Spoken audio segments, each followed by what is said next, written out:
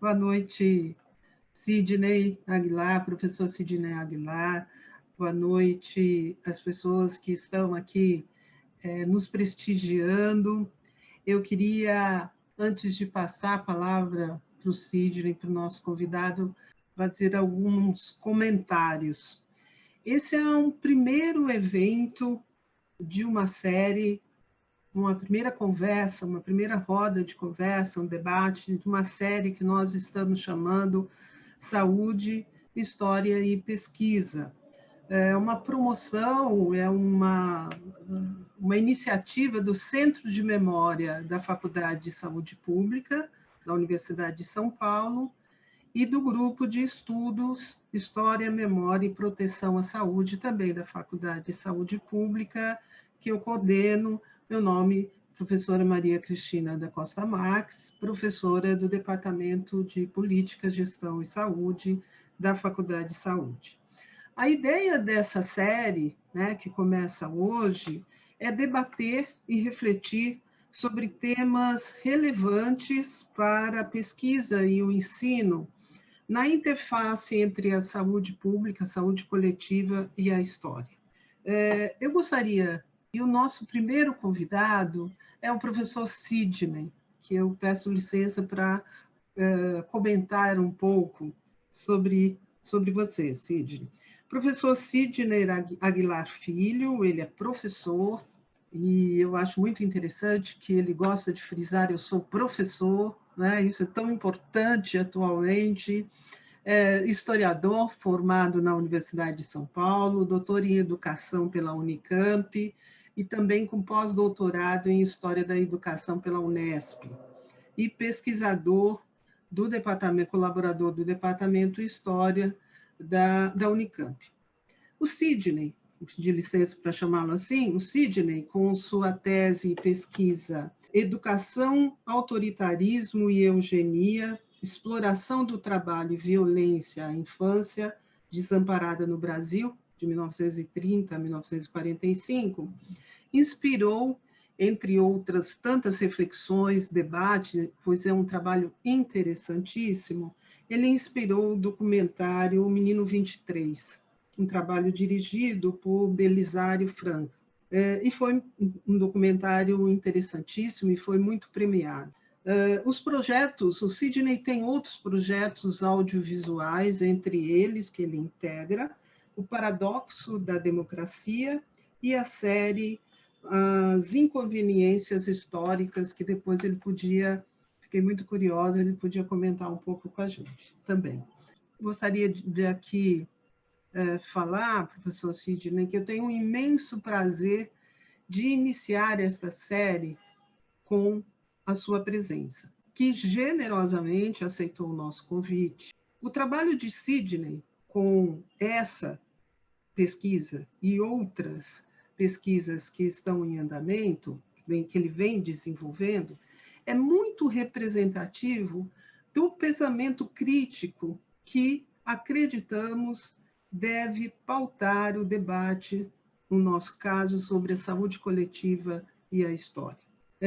Temas como a eugenia, a desigualdade, o racismo, entre outros, são temas fundamentais para compreender a singularidade da formação da sociedade brasileira e também a insistente permanência das nossas desigualdades em saúde. O cenário atual da pandemia que enfrentamos é um retrato vivo dessas questões.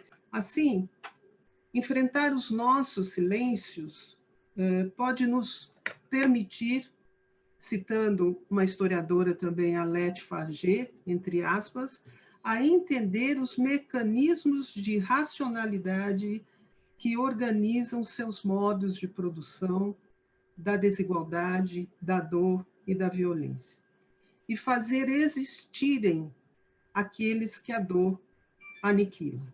Então, é com um imenso prazer, Sidney, que a gente recebe hoje. Nós temos aqui um público discentes, pesquisadores, professores interessados, e gostaria de te agradecer e também agradecer o apoio da SESEC, do Serviço de Tecnologia, do Pedro, da Viviane e todos do grupo. Pensamos, né, e na nossa conversa anterior, que nós poderíamos, então, abrir com você falar o tempo que 40, 50 minutos, o que você achar importante, depois abrimos para o debate, voltamos de novo para você. A ideia desses encontros relativamente curtos, em torno de 2 horas e pouco, é para que realmente seja um debate vivo, um debate dinâmico. Então, vamos te passar a palavra e mais uma vez te agradecer muito, Sidney. Obrigada. Primeiro quem tem que agradecer sou eu, né? Eu não sei nem se o pessoal que estava aí ouvindo, boa noite a todas, a todos, a todos, se estavam ouvindo o bate-papo super gostoso, super agradável que estava tendo aí antes da gente começar, com a Viviane, com o Pedro, com o da figura da USP. Eu ainda não peguei o nome dele. O nosso assessor da informática, o papo estava muito gostoso. Eu só tenho a agradecer todo o chamamento da universidade pública, em particular a Paulista, em particular minha casa maior, que é a Universidade de São Paulo, vai ser sempre, a resposta vai ser sempre sim. Eu estou sempre sou um eterno devedor da coisa pública, em particular da Universidade de São Paulo. Então, eu me sinto absolutamente lisonjeado. Bom, que eu puder contribuir. Agora, nós conversamos antes, professora, então eu vou tentar, não nós armamos, viu, gente, aí, eu estou vendo a Andréia, a Ana, Carla, Carlos, Fernanda, Kátia, Larissa, eu estou olhando aqui, tá? Estou olhando os nomes. Tá? Bom, a gente conversou, viu? A gente passou aí, semana passada, acho que a gente ficou 1h30, mais ou menos, conversando, tentando elaborar algumas estratégias para hoje. Eu imagino que nenhuma se impôs, mas a gente tem lá as nossas. E a ideia é que eu fale o menos possível, para que a gente converse o máximo possível. Né? Falar pouco já é difícil. Uma das coisas que o professor tem no Brasil ou tradição jesuítica de orador, né? Adora fazer sermão, não é? Deu uma travada aqui, vocês estão me ouvindo direitinho, né?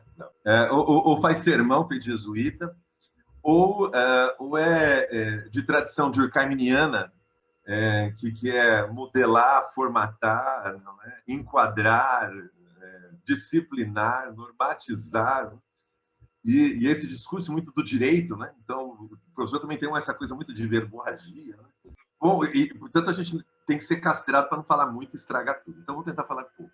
Bom, quando eu conversei a semana passada com a professora, a primeira pergunta, a indagação que eu fiz a ela, foi assim, olha, bom, a troco do que eu estou sendo convidado? No sentido de que, no que eu posso ajudar? Não é entender por que eu fui convidado para falar com você. E, obviamente, eu já tinha algumas hipóteses e a gente foi fluindo. A primeira era que tinha a ver com memória, tinha a ver com história, tinha a ver com história da saúde pública, tinha a ver com história e memória da saúde pública, da medicina, das faculdades de medicina, da escola de saúde pública. Tinha a ver com essa pesquisa minha de doutoramento, mas tinha também a ver com alguns tipos de percepção de um monte de coisas que mudaram. Eu já adianto para vocês que, quando eu olho para a Faculdade de Educação da USP e eu olho para a Faculdade de Saúde Pública ou a Faculdade de Medicina, ou as áreas médicas de maneira geral da USP, quando eu olho hoje, eu não tenho como ser pessimista, eu sou extremamente otimista. Eu digo para vocês que tenho um profundo respeito pelo que vocês fazem hoje e a grandeza que se transformaram. Então, eu imaginei que também vocês estivessem interessados em fazer algum tipo de comparação entre o que mudou daquela época para hoje, mas também, eventualmente, algumas permanências. E aqui, entre estas permanências, aquelas que, de alguma maneira, foram captadas pelos meus estudos lá na década, sobretudo na década de 1930 e década de 1940. Então, eu decidi que eu vou fazer uma rápida fala aqui sobre esta perspectiva histórica que eu captei na minha pesquisa. Obviamente, depois eu estarei absolutamente aberto para a gente ver como é que isso se apresenta na obra O Menino 23. Estou totalmente disposto a fazer essas conexões com vocês. E acho que esse será o primeiro bloco. Depois a gente conversa. Vamos começar por educação. Ministério da Educação e Cultura. Francisco Campos, 1932. Reforma Francisco Campos. Criação da Lei de Diretrizes e Bases da Educação. Criação do primeiro sistema de ensino, das primeiras estruturas de funcionamento de ensino do Brasil em termos nacionais. Primeiro projeto nacional de educação, primeira política nacional de educação, Francisco Campos, assumidamente durkheimiano, corporativista, fascista e eugenista. Eu pego 1932, 33, 34 e 35, bom, esse período, Secretaria de Saneamento Social e Saúde Pública, desde lá dos tempos do Oswaldo Cruz, vira Ministério da Saúde. É criado Ministério da Justiça, é criado Ministério do Trabalho. E quando eu digo criado esses ministérios, não é só uma discussão jurídica, é também uma discussão jurídica, mas é a montagem de algo que é físico. O sistema escolar tem a ver com legislação, mas tem a ver com escolas, tem a ver com universidades formando professores. Não é? O Ministério da Saúde tem a ver com políticas de Estado, né? Tem a ver com hospitais, tem a ver com construção de um... E isso também vale para a justiça. Quando eu olho para esse período, na área de educação, eu vejo o Francisco Campos, que depois vai ser substituído pelo Capanema.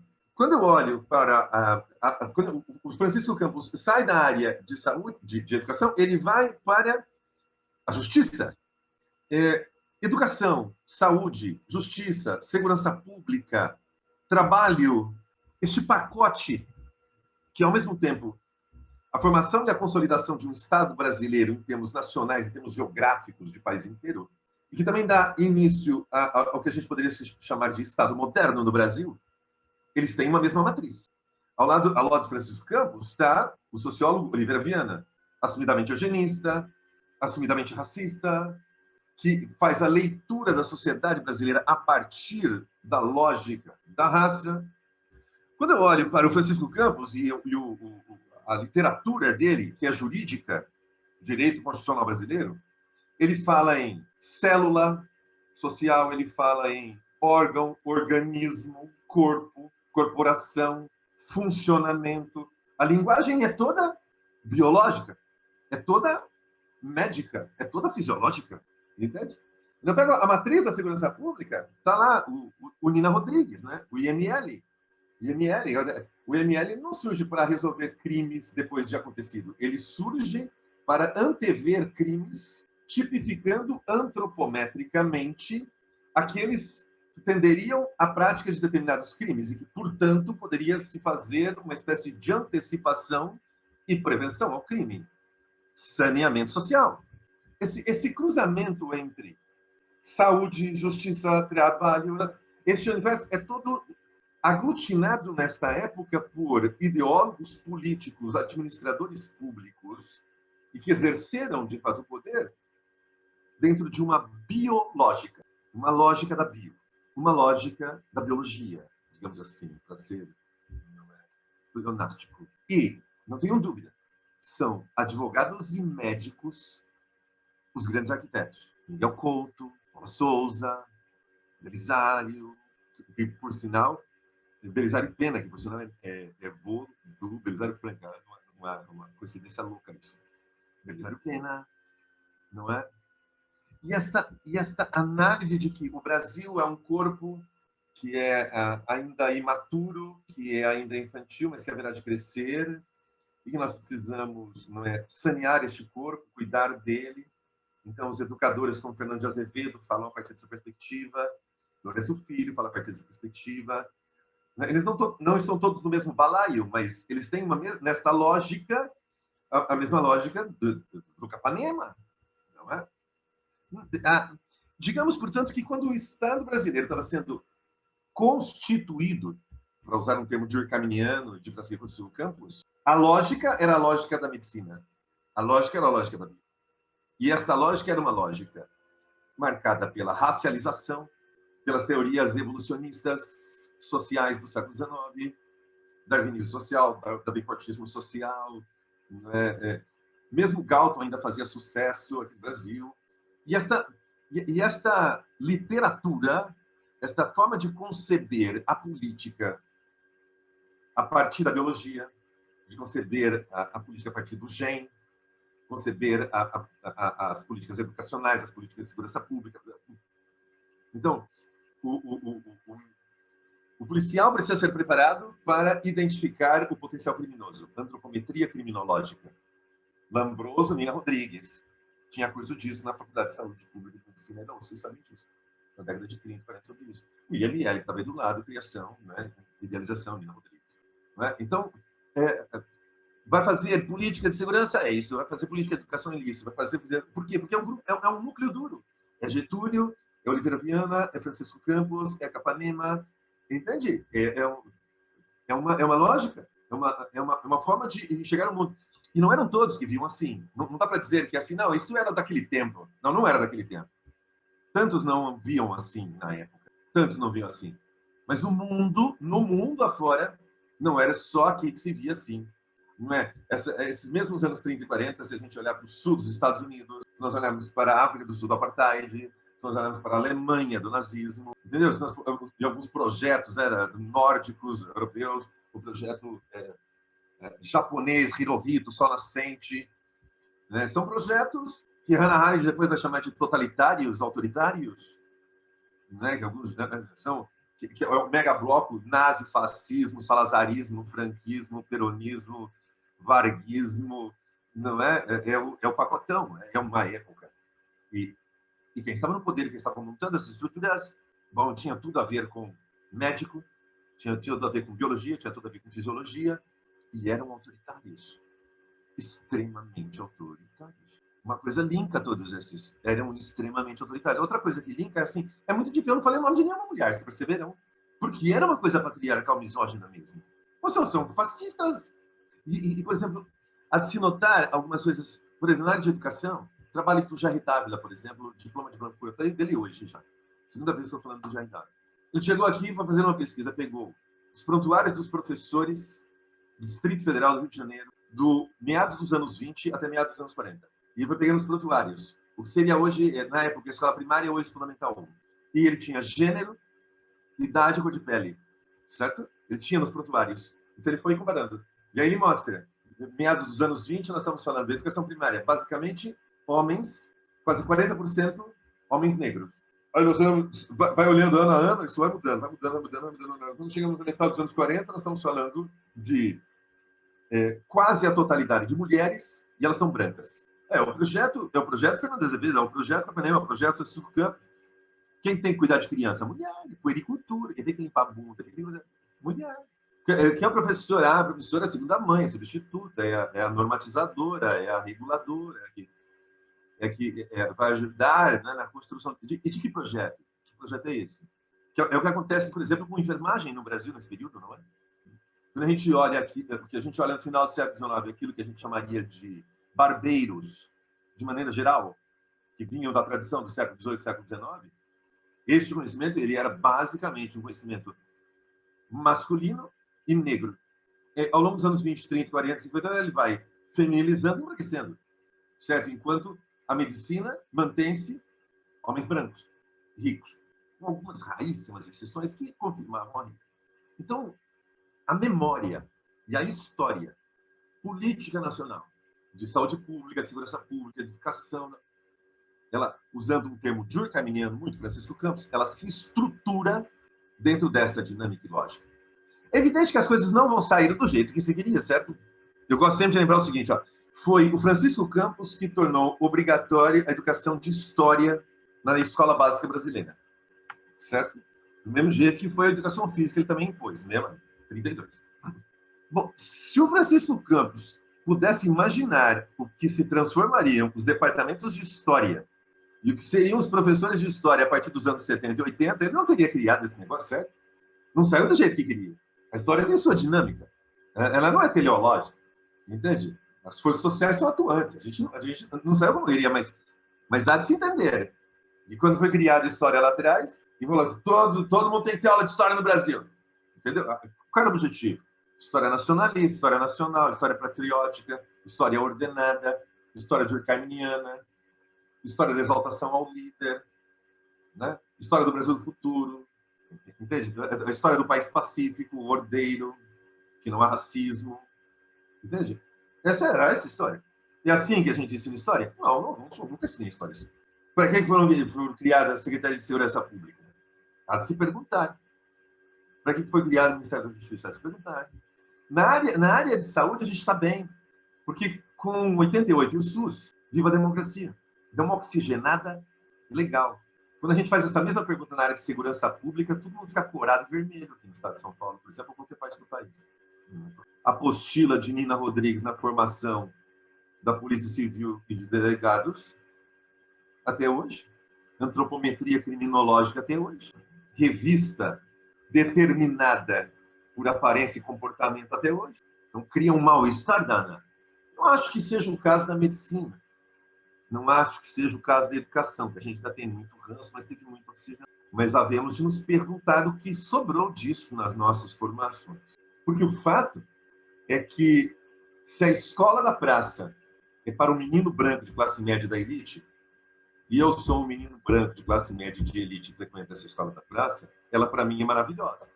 Se eu sou um menino pobre, negro da periferia, que quero estudar na escola da praça, mas não posso estudar na escola da praça, e se, eventualmente, eu vou estudar na escola da praça e eu sou humilhado, isso é profundamente traumático. Traumático no campo individual, mas traumas coletivos e históricos, porque excludentes e dispostos à maioria.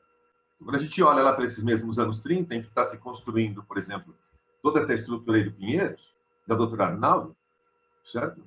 Bom, é o mesmo período do seu Aloysio, do Menino 23, em que você tem lá a Irmandade de Misericórdia do Rio de Janeiro, que é controlada pela Santa Casa de Misericórdia, a Santa Casa de Misericórdia e o Educandário Romão de Matos Duarte estavam submetidos à Irmandade de Misericórdia da Igreja Católica. Os Rocha Miranda eram todos bambambam da Irmandade de Misericórdia, beneméritos da Irmandade.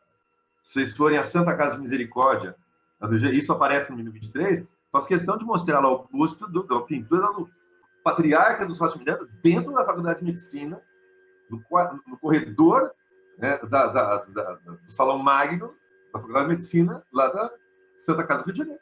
Entende? O mesmo Renato Kell, daqui de São Paulo, outros, né? Bom, eu espero que, de alguma maneira, a minha fala esteja indicando que, primeiro, do mesmo jeito que a ditadura do Estado Novo criou a CLT, e era horrível, e hoje eu defendo a CLT como uma menor, que foi Francisco Campos que criou a obrigatoriedade da história, e hoje eu estou dentro dessa mesma estrutura do aula de história, mas de um jeito diferente, eu diria, me horroriza as origens, e eu não posso esquecer delas. Origem. Gente, gênero, genética, genótipo. Porque senão a gente esquece, por exemplo, de por que a polícia dá batida e dá geral nos meninos negros, nos jovens negros e não nos jovens brancos. Senão a gente se esquece porque tem professor que dá aula de manhã na escola de rico que ganha 3x e dá uma aula excepcional e depois vai para a escola pública noturna para ganhar meio x e fica sentado olhando para o teto. Entende? Porque tem médico que seleciona o paciente, apesar dos dois estarem entrando pela mesma porta, a partir de perspectivas de cor de pele, de origem socioeconômica, e saber que nós somos geradores, nós professores, nós médicos, nós policiais, nós juízes, promotores, né? Nós somos geradores de traumas muito profundos, terríveis. E uma das coisas que eu aprendi na pesquisa dos anos 30 é que, assim, naquele momento, pegar 50 meninos, muitos deles com pais ou mães ou irmãos conhecidos na cidade do Rio de Janeiro, levar para mais de 1.500 km de distância, foi visto por boa parte, ou era visto por boa parte da classe média, das elites, da intelectualidade, dos beneméritos da cidade do Rio de Janeiro, da capital, como: nossa, que lindo, que maravilhoso, nossa, como eles são bonzinhos, nossa, que fantástico. E eu cheguei a entrevistar pessoas, não é escravizados, não. Mas trabalhava o dia inteiro? Estava trabalhando. Mas ganhava salário? Não. Não é escravo? Não. Com quantos anos? 10 anos? Não é escravo? Não. Podia sair de lá? Não. É o quê? Não, sou benemérito. Imagina. Era da época. Na mesma perspectiva, esses dias fui dividir, tristemente, uma mesa na prefeitura de Piracicaba com aquela senhora que foi escravizada agora em Minas Gerais por a vida inteira.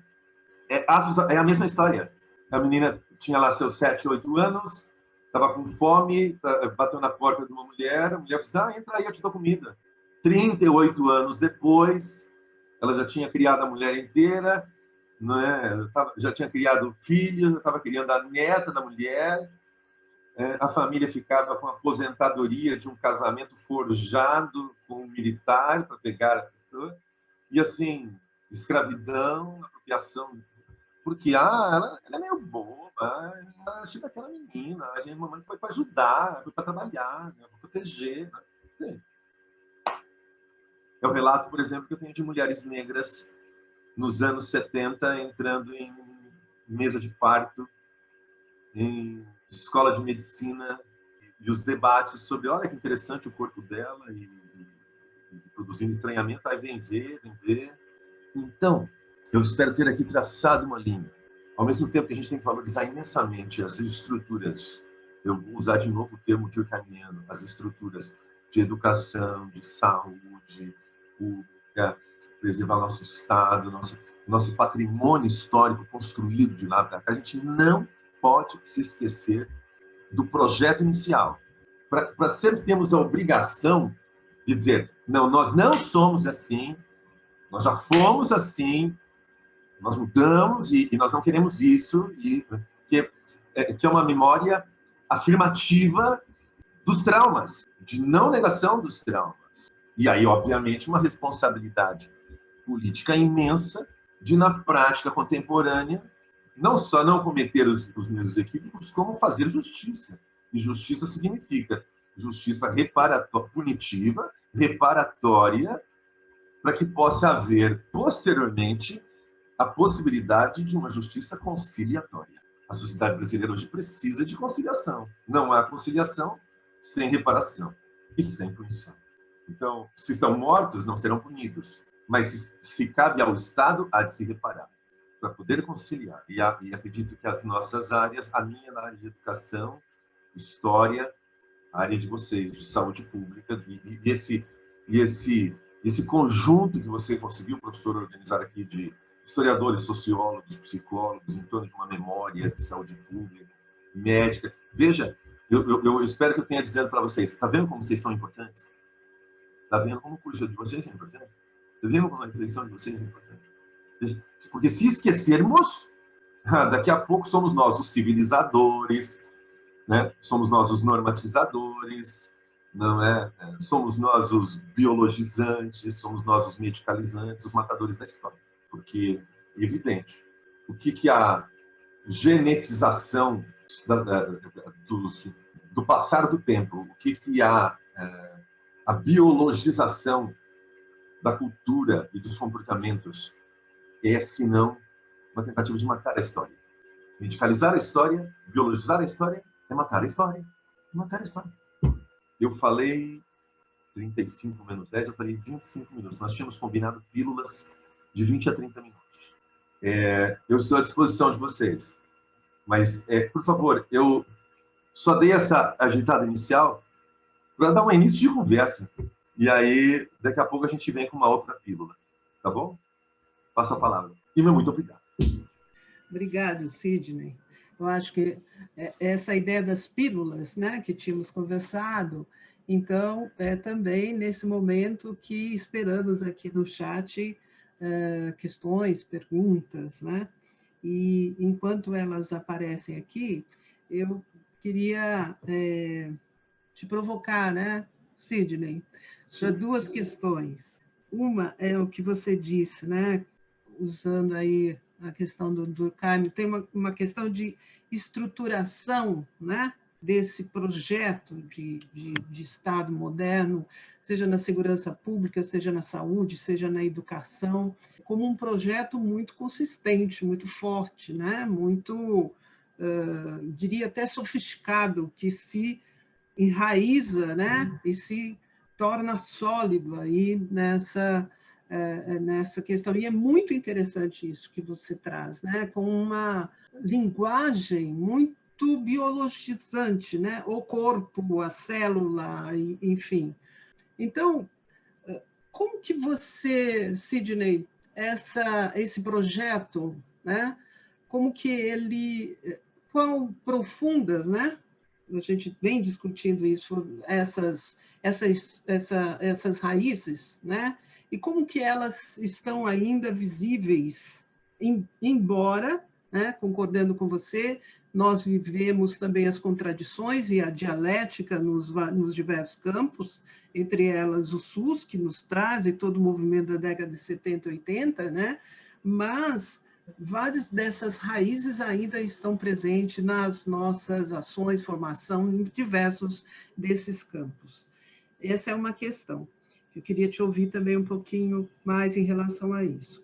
Outra questão você colocou 2 ou 3 vezes, você usou no meio das suas palavras, e isso também me incomoda muitas vezes, que é uma certa justificativa e naturalização de alguns silêncios ou de alguns projetos do passado, né? Então, nós ouvimos, mas isso era da época, né? Ou essa fazia parte daquela época. E como se essas questões, entre elas a eugenia, né, estivessem em um certo tempo, num certo lugar, e que lá ficou naturalizando o projeto de uma época que não nos pertence mais, vamos dizer assim.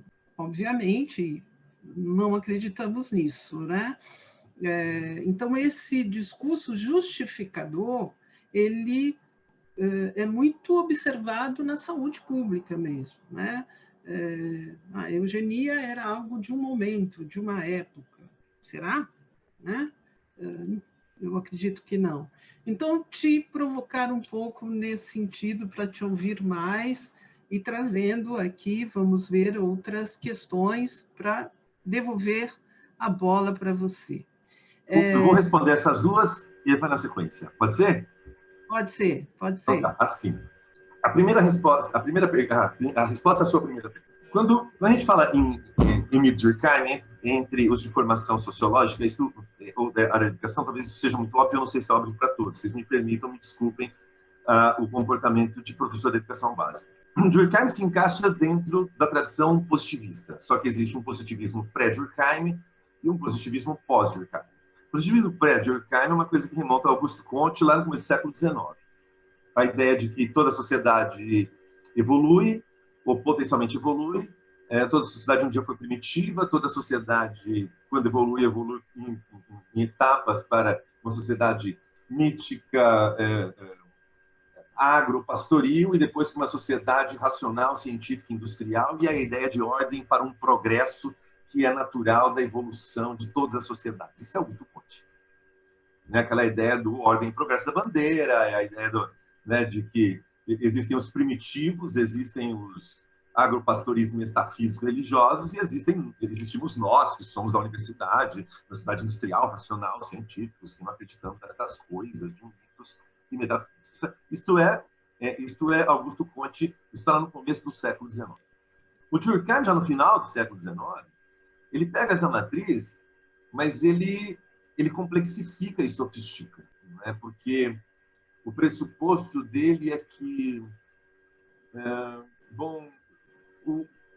a evolução futura da humanidade, o ponto de chegada, é uma aldeia global em que todos nós somos solidários e que haverá uma harmonia entre todos, porque cada um vai cumprir a sua parte, porque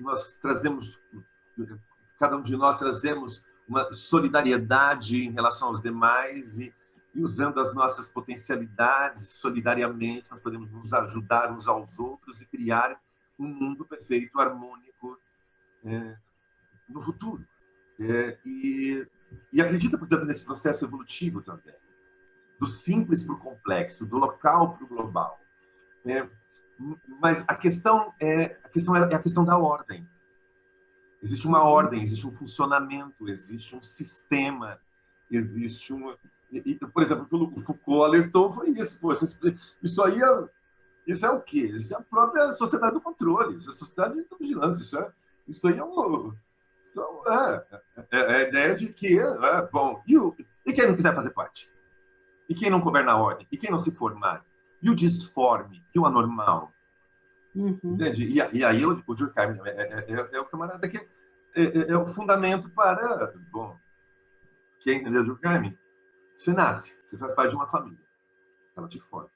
Em algum momento você sai da família e vai para a escola e termina o seu processo de formação. No momento que você está formado, você vai arrumar um trabalho, ou de dirigente ou de operário. Mas você se encaixa no mercado de trabalho. Mas e se você não encaixar no mercado de trabalho? Bom, se você for doente, você vai para o hospital. Se você for louco, você vai para o hospício. Se você for bandido, você vai para a cadeia. As instituições modeladoras, formatadoras, organizadoras, gerenciadoras da ordem social. Essa é a matriz de Francisco Campos, de Fernando de Azevedo, de Capanema, entende? Do Paula Souza, do Gilberto Freire. Agora, perceba que eu estou falando de intelectuais, de Miguel Couto, de Oliveira Viana. Eu estou falando de todos os intelectuais que são extremamente conservadores, extremamente autoritários, mas extremamente sofisticados, que já trabalhavam dentro de uma plataforma sofisticada, que não era aquele simplismo dos positivistas do século XIX, não era aquele simplismo de vamos militarizar e ordenar, tudo vai funcionar no final. Não. Eles têm um projeto, precisamos então, das estruturas, né? Então precisamos dos hospitais, dos hospícios, das cadeias, das escolas, nós precisamos modelar a sociedade, construir a sociedade, etc. Constituir a sociedade, instituir a sociedade. E são arquitetos. Eu diria assim, são engenheiros sociais, de uma espécie de politecnia de engenharias sociais, do direito à saúde, à educação. E esses caras pensavam. Não eram. Quiseram nós tivéssemos uma elite conservadora e autoritária assim hoje. Bom, esses caras assentaram bases tão fortes, tão contundentes, que vão consolidar-se no Estado Novo e depois vão se ampliar na ditadura militar. Certo? Até fazer água. Faz água nos anos 70. Você e eu sabemos disso. Eu não sei se os mais novos sabem. Fez água economicamente, fez água moralmente, fez água gerencialmente, fez água. Virou.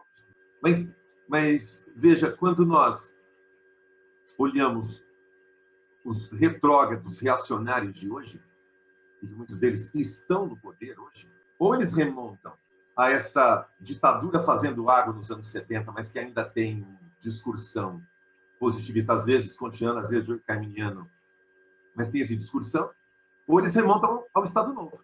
Então, quando vão fazer, por exemplo, discussão de gênero, eles remontam aos anos 30. Eles remontam aos anos 30. Educação para mulher, educação para homem. Educação para rico, educação para pobre. Não se discute gênero, não se discute sexualidade.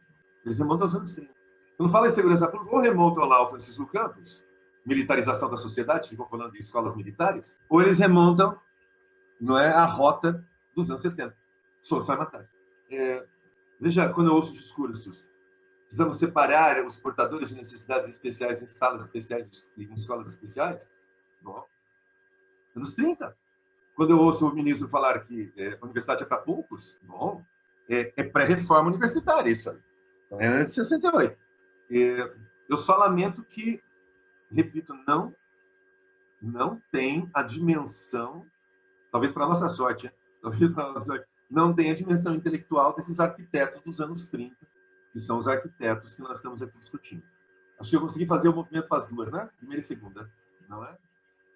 Já fiz aí a manutenção disso. Muito, muito legal. Eu vou fazer o seguinte, então, Sidney. Uma Carla com a mão levantada. Tem algumas questões aqui, e aí eu vou ler para você umas 2 ou 3, e você, então, enfim, bate. Mas eu estou conseguindo me fazer compreender, né? Não estou em uma linguagem muito hermética, não, né? Não, tá muito bacana. Tem uma pergunta aqui muito interessante, que é da Fernanda Voos. Oi, Fernanda. A Fernanda diz o seguinte: Sidney, como podemos nos posicionar politicamente, é uma pergunta sobre memória, nas redes sociais, de modo a quebrar a atual lógica de construção de memória mediada por algoritmos? Isso me preocupa. A Carla, vou falar, acho que duas. A Carla é historiadora e também está aqui fazendo um pós-doutorado com a gente, tem um trabalho interessantíssimo. A Carla diz o seguinte: Sidney, que alívio ver um historiador como eu refletindo sobre esses temas, um alento. Gostaria de fazer um comentário de como essa estrutura civilizadora permanece. Também pesquiso sobre crianças institucionalizadas e vejo essa mesma estrutura. E, por fim, o Carlos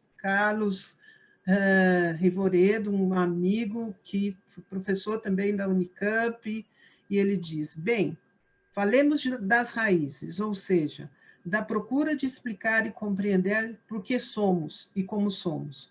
Por que desenvolvemos uma sociedade presa fácil do que houve do pior no século XIX e reproduzimos esses fenômenos por aqui, e não só, certamente.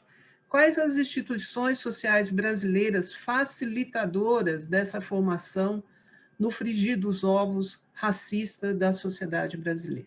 Então, a gente podia ficar nessas três e voltamos depois com outra pílula.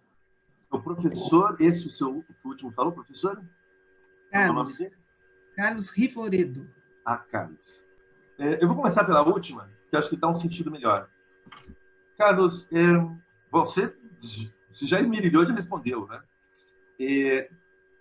Vamos lá. Essa geração que estava me referindo, esses arquitetos, bom, ali nos anos 30, eles não eram muito velhos quando chegaram ao poder, mas eles estavam na casa, né, mais ou menos da idade que eu tenho hoje, eram 50. Assim. Alguns eram mais, alguns tinham mais idade, mas era nessa faixa, 50 e 60. Bom, se a gente pegar essa faixa 50 e 60, eles estão em 1930, bom, eles são ali, a infância deles é 1870, 1880, eles são da elite, na sua grande maioria. Famílias ricas. Eles são brancos. Eles nasceram no espaço da escravidão como escravocratas. A gente tem que entender isso. Você, na sua pergunta, já respondeu, já esmerilhou. Porque a questão é essa, né? Florestan Fernandes, não é? O racismo é a forma mais sofisticada de ideologia do capitalismo. É assim, a menoração do outro, o menosprezo do outro, é a desvalorização do trabalho do outro e, consequentemente, a diminuição do valor da massa salarial do trabalho feito. Então, se uma sociedade se é racista, é machista, é homofóbica, tem transfobia, tem um monte de preconceitos, essa é uma sociedade que a mão de obra provavelmente é bem barata também. Não. A mulher ganha menos que o homem, reduz a massa salarial.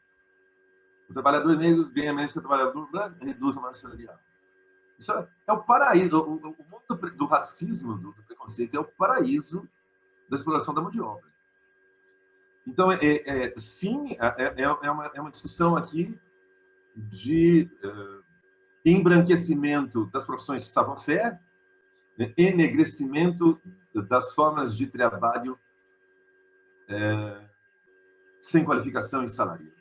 Deixa eu melhorar essa explicação. A leva de imigrantes europeus que chegaram no final do século XIX, do século XX, vão ocupar espaços dos trabalhadores nacionais brasileiros. Não faltava trabalho, não faltava trabalhador. Não faltava trabalhador. Essa história de que vieram ocupar um espaço que estava vazio não é verdade. Então, eu, por exemplo, dicionário de imigrantes, sei a quantidade de terra que meus avós comeram, não pode aqui deixar de levar em conta de que entre os anos 10 a 40, pelo menos, da década de 1910 a 1940, amplos setores da sociedade branca brasileira, inclusive imigrantes, se negavam a ser, por exemplo, atendidos por homens e mulheres negras. Então, no restaurante não pode ser garçom, não pode ser gerente, não pode ser caixa, no bonde não pode ser motoneiro, entende? Então, não pode ser médico, então não pode ser enfermeiro, então não pode ser professor, né? E mesmo tendo qualificação, é um processo de... Isso que o Jair Dávila falou, aconteceu em vários outros setores. Agora, pense que se esses imigrantes chegam e ocupam esses espaços, eles vão ocupar esta massa salarial. E essa população de trabalhadores principais, na linguagem da época, vão ocupar um trabalho ou não assalariado ou ainda menos pago, o que eleva todo o valor da mais-valia, todo o valor da lucratividade, toda a concentração de riquezas. Isso interfere profundamente. Sim, é disso que estamos falando, Carlos. É assim, a perpetuação da sociedade racista não é, ela não é, ela também pode ser uma questão psíquica, ela também pode ser uma questão educacional, ela também pode ser, mas ela é, antes de tudo e acima de tudo, uma questão de ordem econômica. Não é? Então, eu concordo, e aí, Carla, o que poxa, Carla, você sabe então melhor que eu que no Brasil existem dois tipos de ser humano de pouca idade. Existem as crianças e existem os menores. Vou reproduzir um trecho do Menino 23 para vocês. Quando eu perguntei para o Edson Passetti, meu lindo Edson, o que é o menor? Menor, ele disse assim, menor é o lixo. Então, existem as crianças e adolescentes, existem os menores. Se você trabalha com crianças presas, você trabalha com menores. É incrível dizer isso para vocês, mas a sociedade brasileira, até hoje, divide os seres humanos de pouca idade entre crianças e adolescentes de um lado e menores de outro. Carla, eu preciso depois falar com você sobre os preventórios, certo? Certo, cara? Você conhece os preventórios? Sim. Pronto. Então tá. Então, mais tranquilo.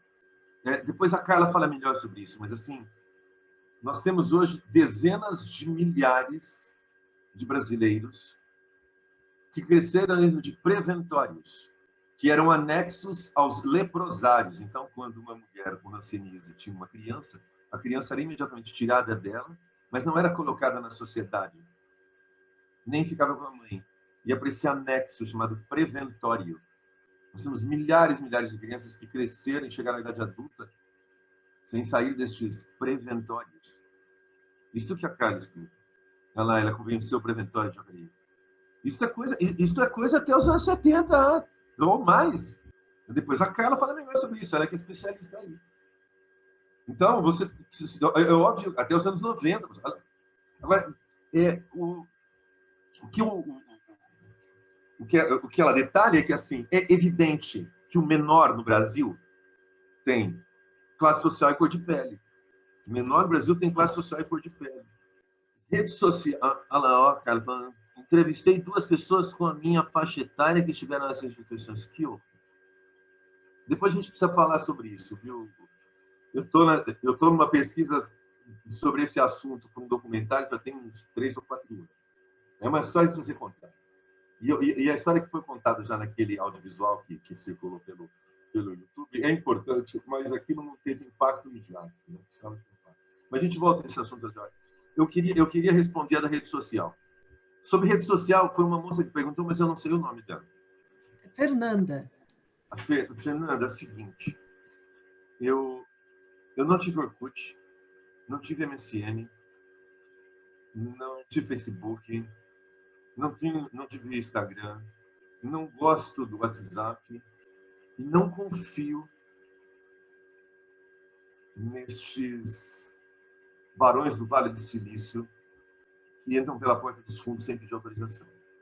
Isso não significa que eu não use o Google Meet, isso não significa que eu não saiba como funciona, isso não significa que os meus alunos não tenham criado um monte de comunidades ao longo do tempo, isso não significa que eu não dei entrevista para a galera dos blogueiros, sobretudo essa moçada mais jovem que gosta de história e gosta de esquerda.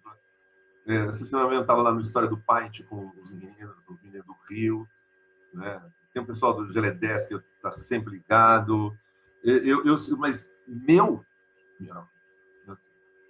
E meu principal motivo de não ter é que eu decidi entre a alienação de viver fora disso e a alienação produzida pelos algoritmos dessas comunidades.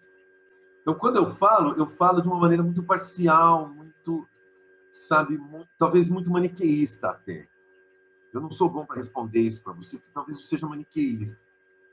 Mas, assim, eu optei pela alienação de estar fora do que pelo risco da alienação produzida pelos algoritmos. Eu tenho até bronca, por exemplo, de Netflix que vai... porque você assistiu isso, você vai gostar disso. Eu acho que o pesquisador, o cientista, precisa de alguma coisa que não seja isso. Isso é acumulação. É como pesquisar alguma coisa no Google só na primeira e na segunda página. Ou fazer pesquisa científica a partir das 10 primeiras páginas do Google. Acho muito complicado. Não porque as informações sejam falsas, ou não é nada disso, mas porque há às vezes eu vou falar aqui macarronicamente, uma orientação própria, uma self-movement, alguma coisa assim, que eu considero profundamente alienante, além dos movimentos que são arquitetados. Não é que são gerenciados mesmo, propositadamente. Não é para... Bom, eu que vivi isso pessoalmente, né? Uma das formas de perseguição que eu sofri foi a manutenção de um site nos Estados Unidos depreciando o trabalho, por exemplo. Então, eu tive que aprender a viver com isso também. Então, mas redes sociais... Meu problema com alunos, familiares, colegas, etc., em torno disso é evidente. Obrigado. Tá bom, Sidney. Olha, tem várias questões aqui para você, e eu vou colocar algumas, né? E a Larissa coloca a seguinte questão: qual o momento que começa a acontecer uma movimentação de mudança dessas estruturas que iniciaram com uma ideia e propósito de permanecer eugenista e elitizado, como a própria universidade e a saúde? Isso considerando que hoje ainda vemos que os interesses da elite permanecem os mesmos daquelas épocas. Como você disse, se Francisco Campos soubesse que se tornariam os professores de história depois da década de 70, ele não teria criado o que criou. Como isso, a nova formação e pensamento crítico foi se dando. Temos aqui a Carla com que você falava. A Carla tem um trabalho muito interessante exatamente sobre os filhos, né? Os filhos de internos em leprosário. Foi o doutorado dela e ela está fazendo agora também o pós-doc, né? E ela diz aqui: entrevistei 2 pessoas com a minha faixa etária, que você leu também. Tem uma outra pergunta da Ana Rodopiano, também é uma historiadora, doutorando aqui no grupo. Olá, Sidney. Também historiadora e tendo como objeto de pesquisa a epidemia da gripe espanhola e assistência em uma perspectiva da história local. Gostaria muito de te ouvir falar sobre o processo de pesquisa e acesso aos acervos, principalmente nas instituições filantrópicas como a Misericórdia. Uma alegria te ouvir depois de ler a sua tese e tantas vezes assistir o Menino 23. Parabéns. Essa como é que se chama? Ana Rodopio. Então, vamos lá, vamos fazer essas. Vamos inverter de novo. Vamos começar pela Ana. Eu contei uma coisa parecida para a professora Cristina no encontro que nós tivemos. Vou tentar resumir assim. Eu pego um avião, saio daqui, vou para o Rio de Janeiro, entro no hotel, saio do hotel, vou ao Centro de Memória da Santa Casa de Misericórdia, no Rio de Janeiro. Eu tinha marcado o hora. Chego lá, é uma porta fechada. Eu toco a campainha, não atende. Eu toco de novo, não atende. Eu aperto e seguro o dedo até atender. Aí atende. A mulher diz: eu tenho um horário marcado aqui para fazer. Não vai ser possível. Não vai ser possível. Por que vai ser possível? Porque é muito pequenininho o lugar e já tem um pesquisador. Daí, que horas eu posso voltar? Ela disse: não, até pelo menos o mês que vem não tem jeito. Mas eu vim de Campinas. Peguei o avião. Eu mandei a carta antes, pedindo autorização para ter acesso. Não deu tema, assinado. A direção da faculdade assinou, de lá para cá, como que assim? Não vai dar, não. Aí eu virei assim, disse assim: a senhora tem certeza que o que eu quero está aqui? Ela disse assim: eu acho que não está aqui, não. A senhora sabe me dizer onde está? Ou pode estar? Não sei, não. Só que enquanro eu estava falando não sei não, ela estava com um papelzinho escrevendo assim, Romão de Matos Duarte. Aí eu virei e falei assim para ela, mas a senhora só saberia, não saberia nem indicar para mim com quem eu posso conversar? Ela disse, não sei não. E estava escrevendo o nome da pessoa embaixo. Eu disse, muito obrigado para a senhora, desculpa, tá? Cheguei lá no Romão do Matos Duarte, eu só falando de tal aqui. Olha, o negócio é o seguinte, eu vim conversar sobre a possibilidade de acessar o arquivo. Ela disse, não tem autorização não. Aí eu chamei ela e perguntei assim, a senhora é funcionária pública? Ela falou assim, sou. Falei, de onde? Da prefeitura. Eu falei, podemos conversar no pátio? Eu falei, o negócio é o seguinte, chegou no pátio, o negócio é o seguinte, eu estou atrás disso. Ela falou assim, amanhã você vem aqui cedo, mas chega cedo, bem cedo. Foi assim que eu consegui ter acesso aos documentos mais difíceis. Depois, eu fiz todos os documentos retroativos, pedindo autorização, para não ter problema para ela. Mas como é que a gente tem acesso a isso? Nessas instituições? Bom, primeiro, busquemos funcionários públicos de carreira. Segundo, sejamos muito honestos, mas inteligentemente honestos. Depois, tenhamos muita certeza que os detentores desses arquivos são de dois tipos. Um, são bandidos e não vão mostrar mesmo. Mas tem um outro tipo que, sabendo ou não da importância do que está guardado, valoriza muito o que está guardado e quer ter certeza que aquilo vai ser bem usado e não vai ser estragado. Então, ser alguém a passar uma confiança para o arquivista ou para o detentor da posse da memória, seja ela de que tipo for, é sempre absolutamente fundamental. A mesma coisa vale, por exemplo, o detentor da memória vivida. O detentor da memória vivida tem todos os motivos para não contar o que ele passou, porque, sobretudo, isso é uma memória de trauma.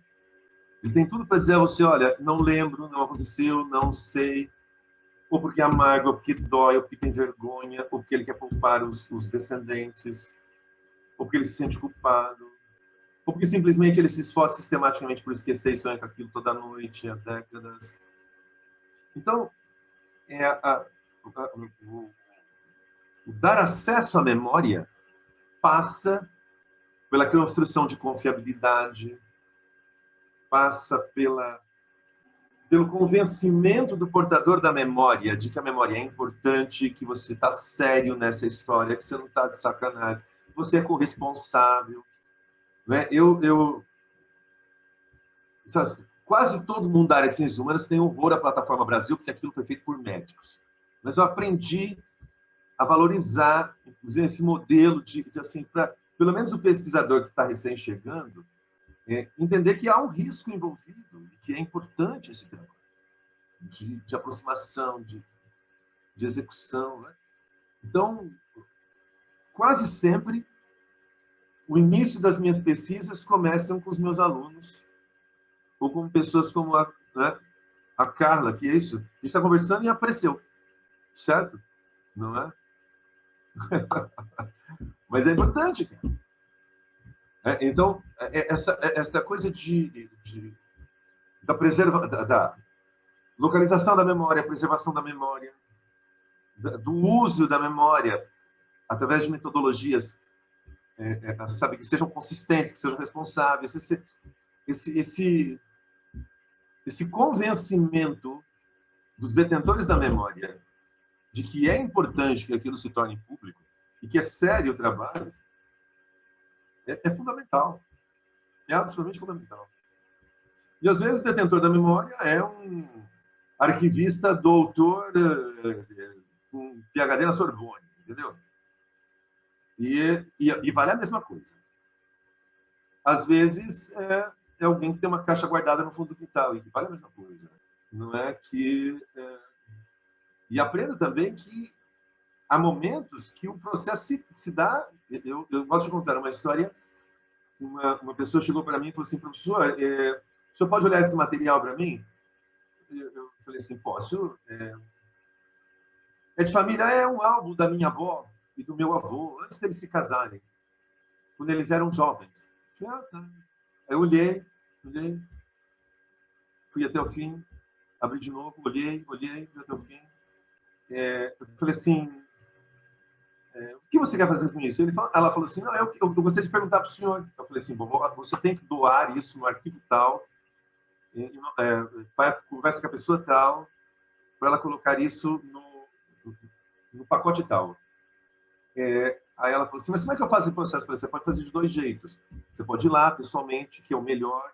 Aí você diz, conta a história do seu avô, conta a história da sua avó, cria o brief, que aí cria-se uma localização, uma geografia, cria-se um enredo, fundamenta-se, etc, etc, etc. Só que isso você tem que pensar bem se você vai fazer ou não. Ela falou, por quê, professor? Eu falei, bom, porque este é um álbum do seu avô e da sua avó, ajudando a construir um campo de concentração na Alemanha. E a sua avó e sua avó eram da juventude nazista e eles estão aqui construindo o que seria depois um futuro campo de concentração. Então, se você levar lá, você tem que entender que você vai ter que lidar com essa questão. Ou você pode chegar e entregar para mim, ou entregar lá anonimamente, não manda nada, não, achei, entrega. Mas você tem que saber as consequências que isso vai ter. Se você contar e se você entregar. E eu apoio que você vá lá e faça isso. Porque seus filhos têm direito a isso, seus netos têm direito a isso. Você tem direito a isso. Você tem que entender a sua avó, você tem que entender o seu avô, você tem que entender que seu pai e sua mãe foram, sei lá, porque o fato é que seu avô e sua avó ajudaram a construir um campo de concentração. E aí? Faz o quê? Não vou falar a verdade? Porque na hora que a coisa explode, o trauma é terrível. Às vezes profundamente curativo, na maioria das vezes profundamente curativo, como foi para o seu Luiz, como foi para o seu Argemiro, profundamente curativo. Às vezes, dolorido demais, mas libertador, porque compreende-se muitas coisas que não se compreendia antes. Nós somos detentores de memórias públicas, por exemplo, um centro de memória em saúde pública, há de entender a importância e as consequências da preservação da memória, da mesma maneira que há de se entender as consequências da destruição da memória. Sua preservação está no campo político, afetivo, psicológico, médico. Sua destruição também. A Clarissa. Clarissa, olha, no mesmo tempo que eu olho aqueles homens que eu estava chamando de arquitetos e engenheiros sociais lá dos anos 20 e 30, viu? Tem Edgar Leroy, entende? Tem Graciliano Ramos, tem Caio Prado Júnior, está entendendo? Que estavam lá descendo o sarrafo nessas visões. Tem lá um movimento operário libertário na cidade de São Paulo que está detonando isso. A resistência, ela esteve sempre presente no sentido do contraponto dos... sabe, que também fazia parte deste tempo e de sua época. Não é? E eu poderia citar infindáveis nomes que cruzaram o século XX de pesquisadores e pesquisadoras, escritores e escritoras, médicos e médicas, etc., que cruzaram o século XX se opondo a estas coisas que nós estávamos aqui apresentando. Agora, há sim um momento, e eu concordo com você, que a gente percebe que começa a acontecer uma virada que, assim, digamos que oxigena um pouco e me ajuda a respirar um pouco nesse mar de lama, né? Que é, um só tempo, a falência da ditadura militar e os movimentos de redemocratização da sociedade brasileira. É ali entre fins dos anos 70 e começo dos anos 80 que estes debates começam. E esse processo, que é o processo de luta pela democratização contra a ditadura no campo político, eleitoral, partidário, etc., etc., eles não se limitam a esses campos. Esses movimentos de democratização também estão dentro, seja dos movimentos sociais, por exemplo, pela educação ou na área de saúde, sejam dentro dos movimentos epistêmicos, dos movimentos teóricos, das pesquisas, em todos os campos, em todos os âmbitos. Então, por exemplo, o meu grande orgulho de ter passado pela USP na graduação na segunda metade dos anos 80 é que eu, por exemplo, peguei uma geração de historiadores, professores, que vinha sendo represados pela ditadura há anos. Então, quando aquilo se desmontou, a produção, a qualidade da produção, a quantidade da produção, a ousadia da produção, isso Isso se fez mostrar também em diversos campos. Se a gente quisesse pegar o campo jurídico-político, a grande inversão disso tudo, para mim, é o capítulo 4º da Constituição, dos direitos sociais. Infelizmente, a área de educação foi derrotada e ficou de fora. Mas entrou saúde, assistência e previdência, que é a criação do SUS. E a ideia da universalização. A universalização de acesso à saúde, a universalização de acesso à aposentadoria. Essa virada não é só para garantir uma velhice que não fosse o abandono da rua, como a geração dos mais velhos se conformava em ver, e hoje é muito mais difícil a gente encontrar. Também não era só para garantir acesso ao hospital. A discussão aqui é a discussão da universalização da cidadania. É a mesma Constituição que vai dizer assim, todo nascido vivo, todo nasceu, é cidadão por direito. Então, é a infância cidadã. Então, você não precisa ser maior e menor. Maior tem direito, menor não tem direito. Que vai culminar no ECA em 91. A regulamentação de uma legislação protetiva para a garantia de equidade. E aí, Estatuto do Idoso, Maria da Penha, que são legislações complementares equitativas, reconhecendo a desigualdade histórica produzida, mas no sentido da universalização. As políticas reparatórias. A gente ainda não conseguiu chegar em nenhum momento em nenhum tipo de conciliação, lamentavelmente. A democracia brasileira não chegou no campo da conciliação, nem na conciliação de gênero, nem na conciliação de classe, nem na conciliação etária, nem na conciliação de comportamentos, nada. Nós somos extremamente agressivos, violentos, contraditórios, muito conflituosos. A gente está vivendo um momento muito tenso nisso. Mas, juridicamente e politicamente, nós temos uma trajetória de universalização a partir do futuro. E mesmo que ela não tenha se consolidado, estas narrativas destes arquitetos, engenheiros e eugenistas dos anos 30 e 40, isso não é politicamente incorreto. Isso é crime contra a humanidade. Isso é crime contra a Constituição. Isso é crime contra a universalização. São criminosos, são bandidos, e por legislações bastante pesadas. Racismo é crime hediondo, é crime inafiançável. Tá certo? Não é violência contra a criança, acréscimo na pena. Violência contra a mulher, acréscimo na pena. Entendeu? Porque é coisa de bandido. Mas quando a gente olha para a estrutura de novo, jurídico-política pré-88, bom, esses bandidos são os senhores, os detentores do poder, os donos do poder. Juridicamente, inclusive, não se esqueça, a lei de divórcio é 77. O fim do pátrio poder é lá nos anos 90. Certo? Agora, tem essa virada é o processo de redemocratização pós-ditadura militar. E é por isso que a gente tem que adotar, sim, no Brasil, uma perspectiva de que direito adquirido é direito positivo e não pode ser retroagido. A gente tem que adotar o caminho de Portugal hoje. Porque é evidente que a estratégia é diminuir a maioridade penal, acabar com o ECA, não quebrar o SUS, quebrar o capítulo 4º da Constituição da Ordem Social, entendeu? Acabar com cotas, entende? Que é o retrocesso no sentido de que são retrógrados, são reacionários, são restauradores, para usar um termo do século XIX brasileiro. São do Partido Restaurador. Restaurador do quê? Da ordem. Qual ordem? A anterior. E estão vivendo um momento assim, enlouquecido. Eu não estou falando desse de governo, não estou aqui no campo dessa política rasteira. Estou dizendo assim, a primeira geração pós-ECA, a gente sabia que a hora que nós tivéssemos uma geração que foi criada com cidadania, com direito à criticidade e direito à posição, iam se posicionar. Quando começaram a se posicionar aí, a primeira, se o ECA de 90 até ser implementado foi em 10 anos. Quando essa mocidade começou a se posicionar, em 2013, deu culpa à escola, deu aquela viradeira danada, os setores reacionários ficaram enlouquecidos. Que negócio é esse de discussão de gênero? Que negócio é esse de discussão de sexualidade? Que negócio é esse de cotas? Que negócio é esse? Ficaram enlouquecidos, né? Como assim os jovens? Como é que meu filho não me obedece?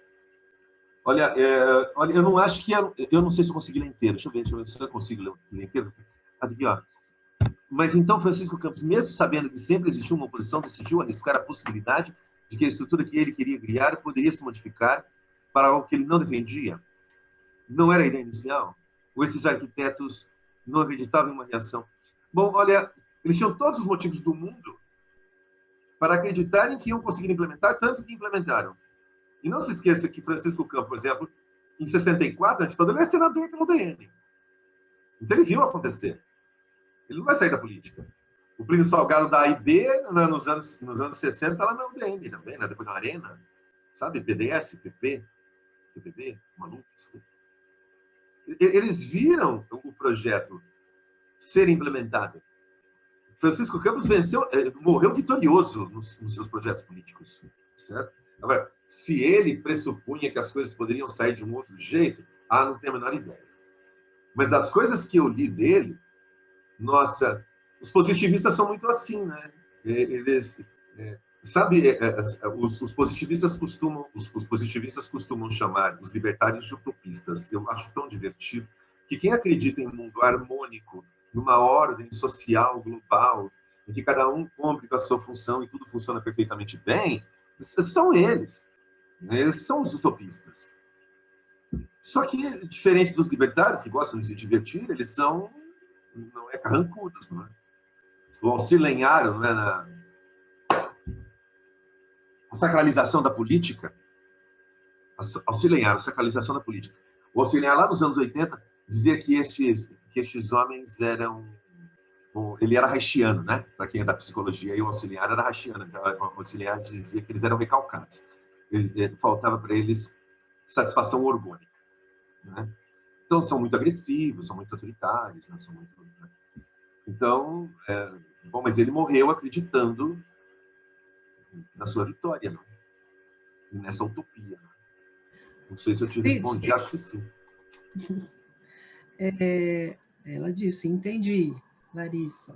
Sidney, é interessante essa questão, né? Eu acho que também nos dá aí oportunidade para dizer que é nessa perspectiva de que a história ela é dialética, né? Contraditória, ela se constrói, inclusive, se dá, inclusive, nessa dialética, nessas contradições.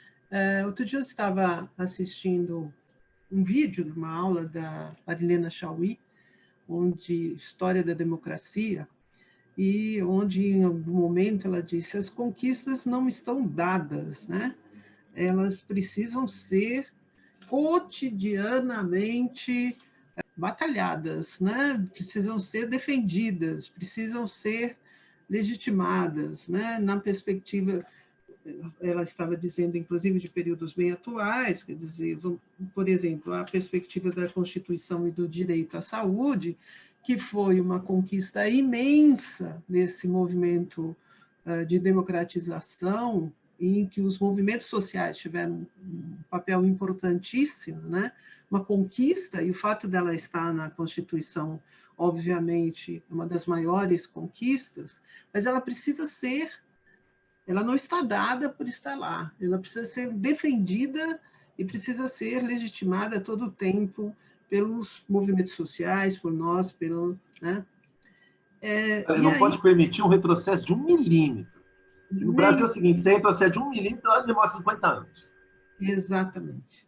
Então, nesse sentido, como você vê, acho que tem duas entradas aí, como você vê, de alguma forma, esse retrocesso que nós estamos vivendo na saúde, na educação, enfim, segurança pública, a necessidade dessa retomada da luta, e se, de alguma forma, esses projetos, né, eles têm alguma coisa a ver com isso, ou seja, ainda temos aí uma elite que, lá no Menino 23, eu gosto muito de uma fala, eu não me lembro o nome de acho que ela é cientista social, que ela diz assim, a elite brasileira, né, é uma elite muito sofisticada, ela não cede 1 milímetro, né, na história toda. Doutora historiadora Circe Bittencourt, aposentada da Faculdade de Educação da USP.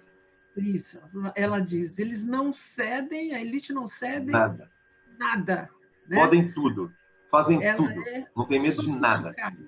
Então, como que você avalia esse momento, o Sidney, em que, como a sociedade brasileira está pautando essa lida diária pela defesa das suas conquistas, no que pese todos os o momento difícil que estamos vivendo, de uma pandemia, de uma tragédia coletiva absurda, né? Como que você... Me permita brincar. Claro. Brincar porque, assim, eu sou historiador, eu gosto de falar do passado, então do presente, né, eu preciso de uns 30, 40 anos para poder falar. Né? Então, você está me perguntando uma coisa que é de um cientista social e eu não sou um cientista social. Então, deixa eu brincar. Né? E aí, os erros serão aceitos, né? Os erros interpretativos serão aceitos. Bom, primeira brincadeira. Aos durkheimianos, enxergam a totalidade da humanidade num projeto evolutivo. Aos materialistas históricos, uma vantagem muito significativa na análise interpretativa.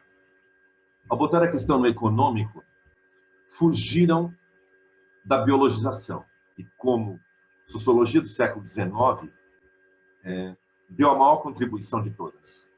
Quando nós olhamos os intelectuais brasileiros da primeira metade do século XX, que não tropeçaram no racismo e no preconceito, ou eram libertários, e quase sempre não eram sociólogos, eram poetas, eram pintores, eram jornalistas, etc. Ou quando eram intelectuais no sentido acadêmico, ou eram escritores, eram comunistas de orientação materialista histórico marxista, talvez o grande nome da USP seja maravilhoso Caio Prado Júnior, que consegue sair dessa camisa de força. Bom, só que tem uma coisa que eu percebo que o materialismo histórico tem, e eu carrego isso, e você com certeza carrega isso, que é essa angústia enorme, né, de enxergar modos de produção e de se viver que muitas vezes nos dificultam a olhar aquilo que, por exemplo, os anarquistas conseguem olhar com facilidade, sobretudo os Foucaultianos conseguem olhar com facilidade, que é o microcosmo, a micropolítica, certo? A microfísica. E assim, não sou Foucaultiano, apesar da turma dos Foucaultianos me adorarem e achar que o 23 tem tudo de Foucaultiano, etc, etc. Mas eu acho legal quando os Foucaultianos percebem que esta microfísica deste microcosmos, deste cotidiano nosso, é também uma micropolítica, e no sentido de, seja da transformação na preservação da paideia, do modus vivendi, ou seja, na sua transformação. Então, eu acredito muito nesse sentido, mais por uma perspectiva libertária do que eminentemente Foucaultiana libertária Foucaultiana. Eu sou mais da tradição dos libertários do século XIX, dos Kropotkin da vida. Nós temos a capacidade no cotidiano, né? Sabe, a gente acorda cedo e a gente trabalha, e a gente que vai lá, e a gente que sabe que atende, a gente que dá aula, a gente acende a luz, a gente que lava o banheiro, é a gente que faz isso, faz aquilo, que essa coisa funcione. Funciona, ó, funcionamento do Durkheim. Aí você vai dizer, mas isso é um discurso durkheimiano? Não. Porque o que o Foucault faz é o pós-estruturalismo. Ele quebra essas estruturas. As estruturas não são fechadas, as estruturas são abertas. Então, do mesmo jeito que Durkheim e esses caras imaginaram que é possível pensar as estruturas todas fechadas, no sentido de redes de peixe ou gaiolas de passarinho, é possível também pensar em redes de conexões, pensar com Pessoa-Deleuze, rizomas, pensar como pensa Chomsky, não é? No campo da linguagem, e vou fazer o que nós estamos fazendo agora. Não é? E isso tem um poder de resistência porque é concreto, é praxis, aquilo que os marxistas chamam de praxis. Então, é assim, eu diria que nós vamos levar um tempo muito grande para consertar os erros e os prejuízos produzidos, por exemplo, no SUS, de 2016 para cá. Por outro lado, a institucionalização do SUS hoje é algo tão concreto, tão físico. Sabe, o trabalhador da faxina que levanta para ir faxinar e o enfermeiro que levanta, não é? Que assim, não é 1 ou 2 ou 3 ou 4 anos, não é esse ou aquele político que vai conseguir implodir tudo e achar que não vai ter resistência, que não vamos ter capacidade de enfrentamento ou de manutenção ou de preservação, que nós não vamos ter estratégias. Nós temos, tanto que temos que estamos fazendo, tanto temos que temos e estamos resistindo.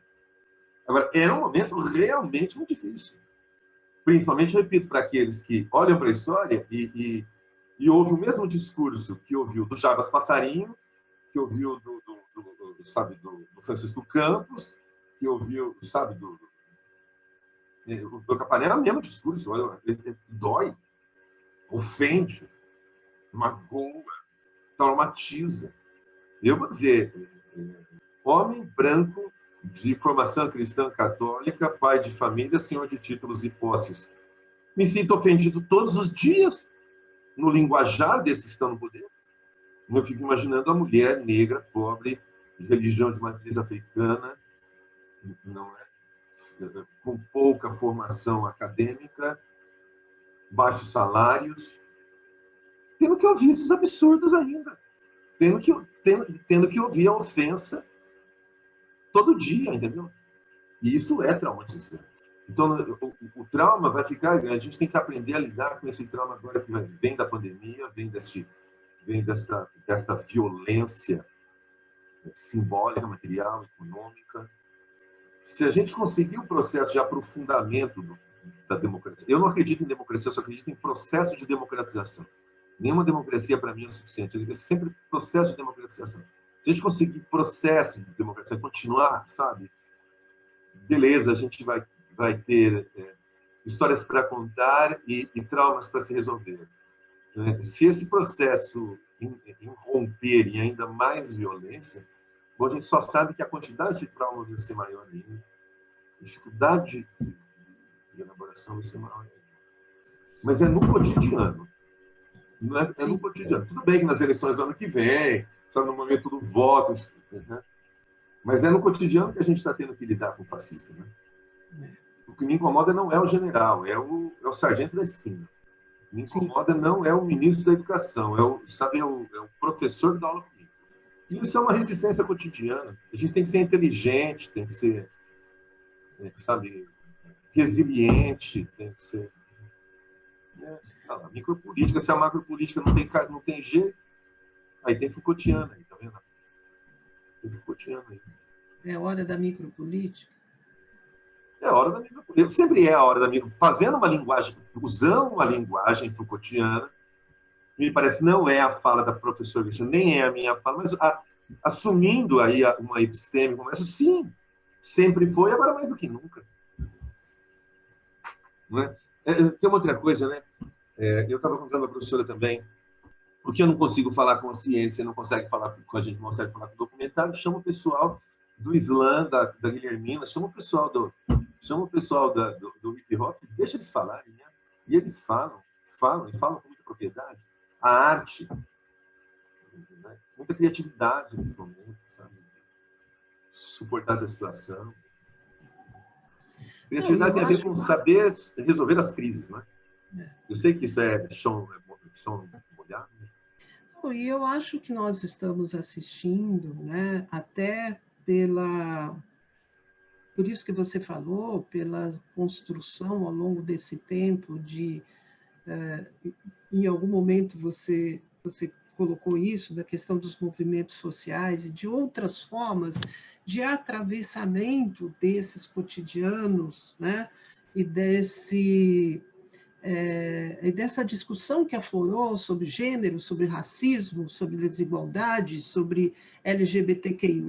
Então, é muito potente, né? Perceptível e muito potente, isso hoje no cotidiano como forma de resistência. Né? E os fascistas morrem de medo.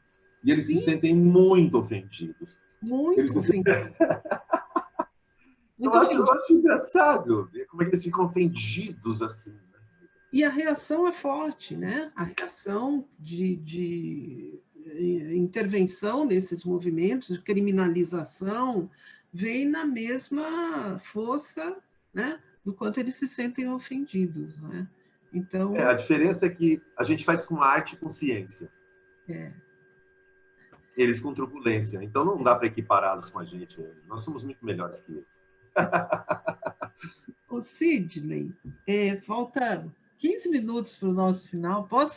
Podemos falar do Menino 23? Oh, quanto vocês quiserem. É uma obra incrível. Eu tenho um profundo orgulho de ter participado dela. Então, queria te dizer primeiro que acho que eu falei para você outro dia na nossa conversa que o seu documentário apareceu nas nossas disciplinas, seja na graduação e na pós-graduação, e ele sempre causa, e aqui estão todos para não me deixar falar mentiras, ele sempre causa um impacto muito grande, né? Um impacto afetivo, um impacto, inclusive, do reconhecimento dos traumas desse projeto maior da eugenia e o abandono, né? Como também causa uma, vamos dizer, não é descoberta, descoberta do que eu quero falar é de descoberta mesmo, de tornar visível os nossos grandes silêncios na própria saúde pública e na própria saúde coletiva, e, obviamente, a eugenia é um deles, né? Tem trabalhos importantíssimos, tem uma historiografia interessante por dentro da própria história da saúde, o seu trabalho é fundamental.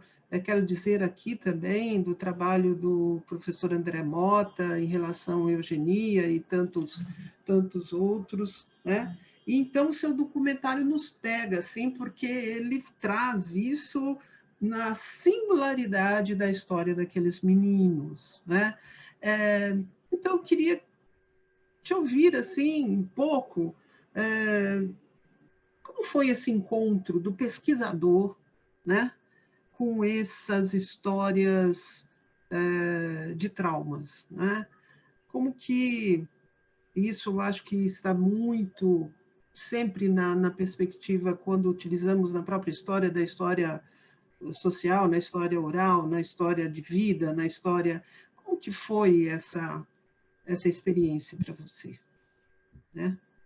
Da chegada, do encontro com esses meninos, da possibilidade de transformar, de fazer, né, de participar desse próprio documentário, que é uma peça importantíssima, né? Importantíssima. Um documento importante. Eu posso dizer assim para vocês. Primeiro, o 1023 é uma obra que envolveu mais de 100 pessoas, com certeza. Eu sou um participante e um participante orgulhoso, porque como arte, é uma obra-prima. Como documentário, ele é fiel à pesquisa. Só que quando eu comecei a pesquisa, eu fiz a pesquisa, eu desenvolvi a pesquisa, eu jamais imaginei, presumi, projetei um documentário.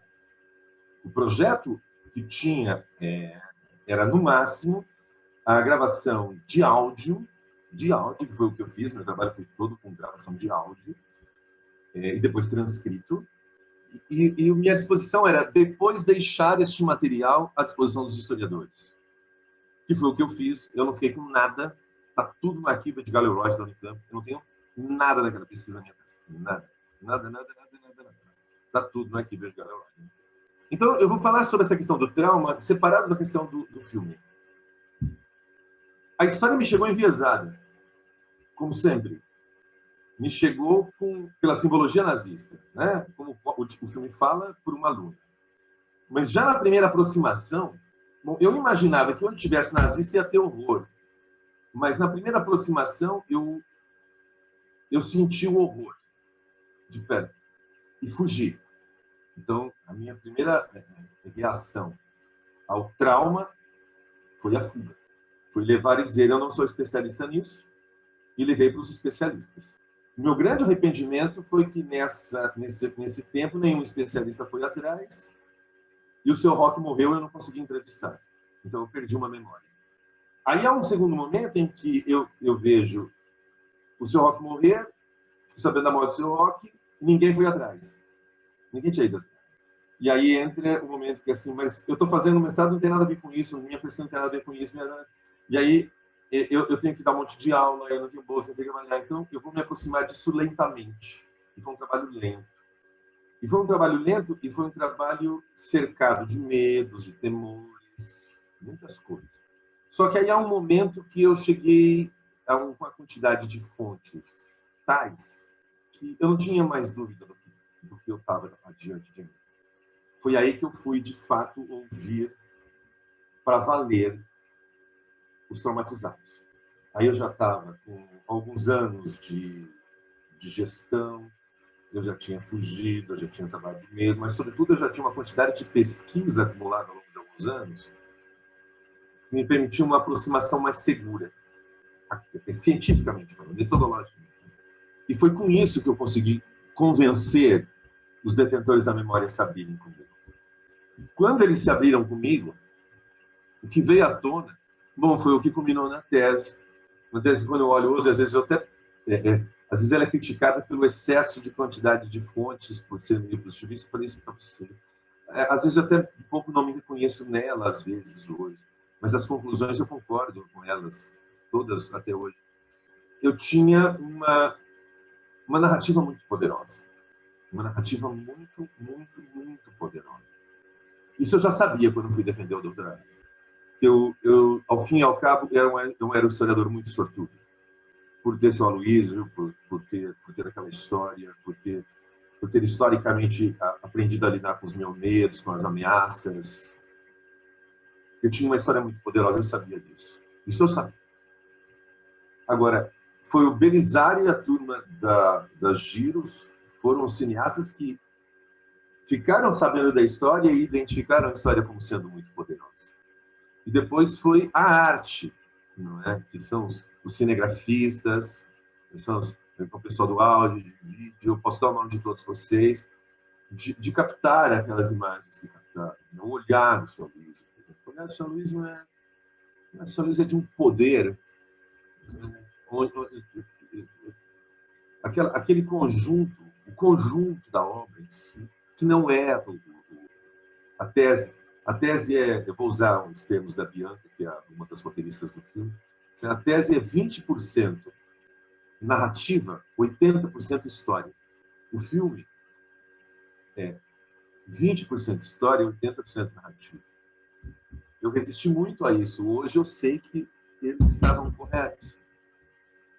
Que a história ela tinha que ter seu espaço, mas a força ali era dar voz aos traumatizados. Isso era importante. E isso também redefiniu-me como pesquisador. Aprender a ouvir mais. Aprender que nós, historiadores, temos muita vontade de dar este cenário, de falar... Então, você pega a tese de doutorado minha, de Getúlio a Hitler, o cenário todo está completo, não é? O Menino 23 é assim. Deixa o Aloysio falar. Deixa o Argemiro falar. Eles sabem que é importante porque eles já foram convencidos do que a memória deles é importante.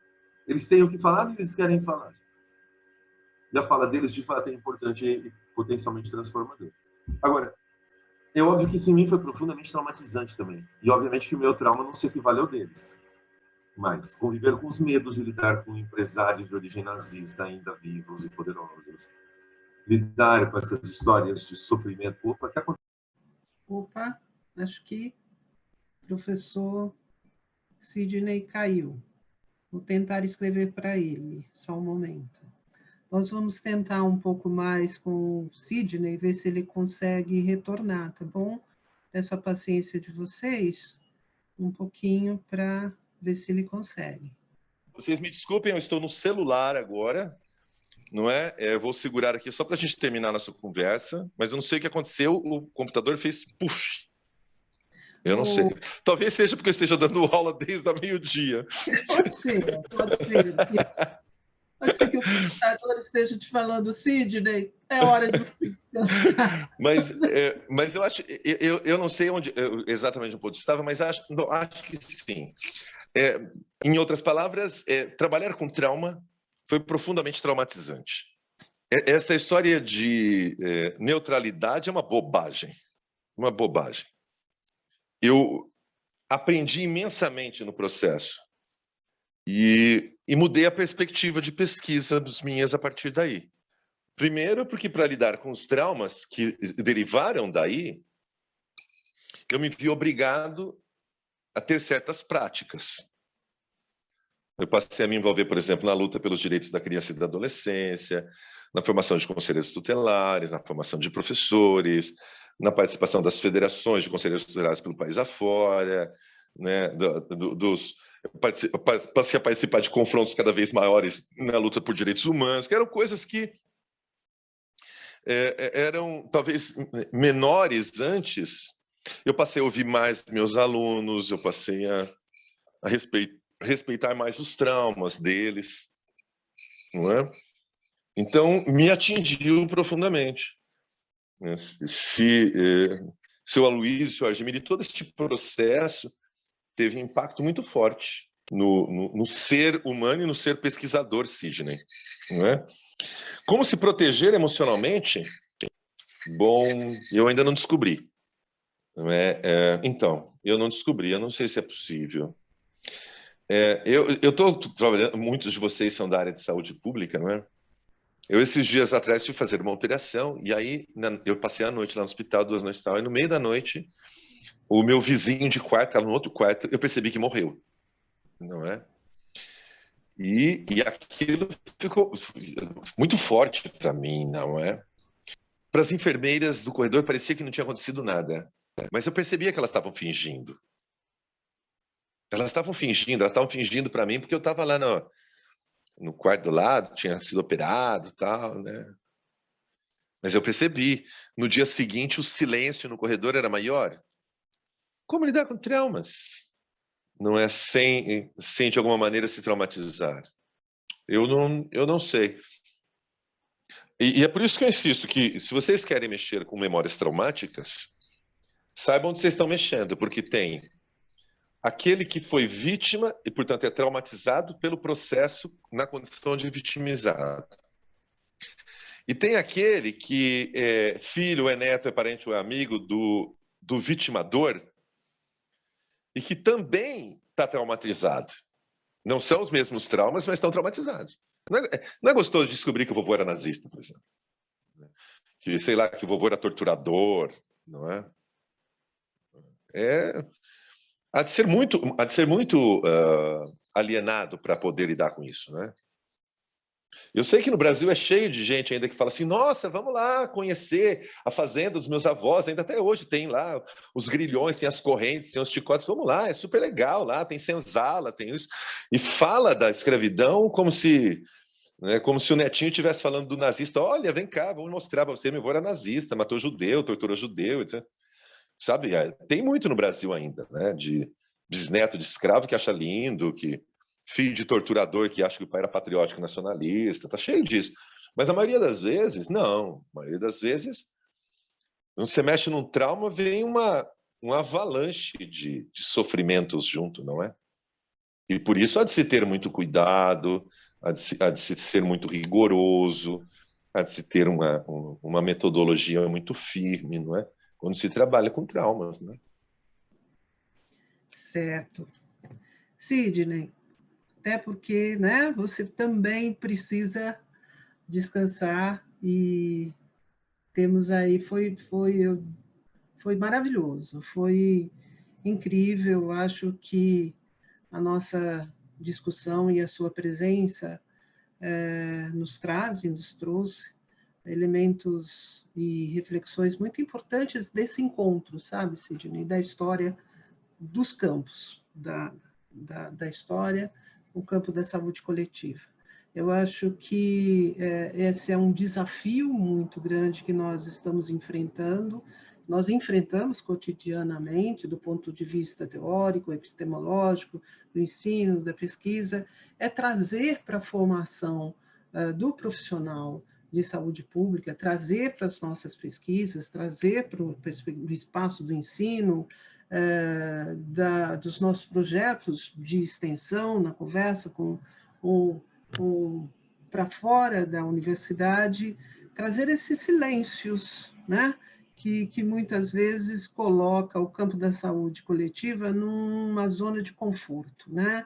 Então, olhar para esses silêncios, olhar para essas questões, nos movimenta, nos instiga e nos possibilita também entender as nossas perspectivas e os nossos compromissos, né? Então, aqui, eu queria te agradecer muito, Sidney, e te dizer que nós vamos dizer, te procurar para que você façam isso. Esteja com a gente. Olhe também os nossos documentos aqui, que logo estarão disponibilizados, né? Voltando aí ali na frente com todo o cuidado, no momento certo, com essa presencialmente, né? Então, assim, muito obrigado, em nome do Centro de Memória da Faculdade de Saúde Pública, em nome do Grupo de Estudo História, Memória e Proteção à Saúde, e te agradecer muito, Sidney. Foi uma noite, um encontro muito bom. Eu repito, eu que tenho que agradecer. Isso aqui não é massagem egóica de ninguém, não. Eu me sinto muito lisonjeado mesmo.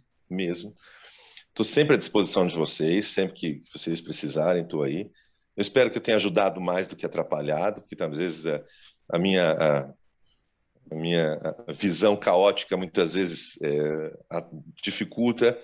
Eu espero ter ajudado mais do que atrapalhado. Quem me perguntou onde pode ver o filme, que eu saiba, tem na Globoplay, eu sei que tem no Now, eu sei que tem, mas tem no YouTube também. Tem no YouTube. Nós disponibilizamos... No YouTube também.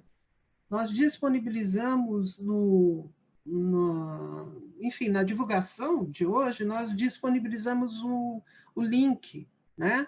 Mas site. Eu sugiro também, assistam, me deem o prazer de assistirem Paradoxo da Democracia, assistam o trabalho da Roberta Estrela Dalva, que é o Desfazenda, que também tem a ver com o que nós discutimos hoje. Prestem atenção aí, entre esse final desse ano e começo do ano que vem, vai ser uma série chamada Inconveniências Históricas, que são 10 episódios, todos de temas muito nevrálgicos, para usar uma verticalização irônica no final. Bom, é isso, estou aí com vocês, viu? Sempre que vocês precisarem, tá bom? Legal, Sidney, muito obrigada. Manda os resultados para mim, uma vez você me mandou um trabalho aí, eu adoro essas coisas. Vou mandar, certamente. Te convidar para fazer parte. Tá bom. Aqui, gente. Dá meu contato para a figura aí dos preventórios. Claro, vou dar sim, darei. Tá? É nitroglicerina pura isso aí. Nitroglicerina pura. Sem dúvida. Temos muito. Tchau, Sidney. Boa noite. Gente, boa noite. Obrigado pela presença de vocês, pelas perguntas e pelas reflexões. E é isso, um grande desafio, né? Manter... E desculpa qualquer coisa, hein? Vai que o neto do Francisco Campos estava aí dentro e fica chateado comigo. Mas eu tive também um avô integralista também, né? É isso aí, né? Foi janista, foi malufista, foi as coisas todas. Foi muito bom, Sidney. Boa noite. Bom descanso para você, viu? Para vocês também, viu? Até a próxima. Até a próxima. Gente, muito obrigada por esse encontro. Tchau. Boa noite. Tchau.